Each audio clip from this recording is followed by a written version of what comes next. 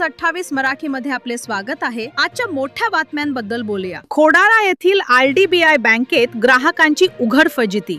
वयोवृद्ध गरीब नागरिक तासंतास रांगेत बसायला साधी खुर्चीही नाही। मोखाडा तालुक्यातील खोडाळा शाखेत धक्कादायक प्रकार। वृद्धांना बसण्याची व्यवस्था नाही। किरकोळ कारणावरून ग्राहकांना माघारी पाठवलं जाते। पासबुकवर फोटो नाही म्हणून व्यवहार नाकारले जातात, पण मार्गदर्शन मात्र शून्य।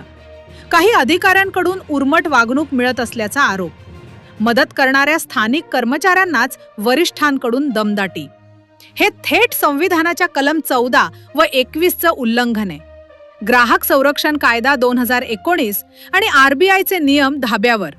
वयोवृद्ध दिव्यांगांसाठी विशेष सुविधा बंधनकारक असताना इथे शून्य। सुधारणा न झाल्यास जिल्हाधिकारी व बँक मुख्यालयात तक्रार। गरज पडल्यास आंदोलनाचा नागरिकांचा इशारा। ग्रामीण भागात बँक ही जीवनरेखा आहे, मग इथे सन्मानानं सेवा कधी मिळणार? प्रशासन लक्ष देणार का? रिपोर्टर iNews 28 मराठीसाठी जगन्नाथ पाटील, मुख्य प्रतिनिधी, मोखाडाची रिपोर्ट।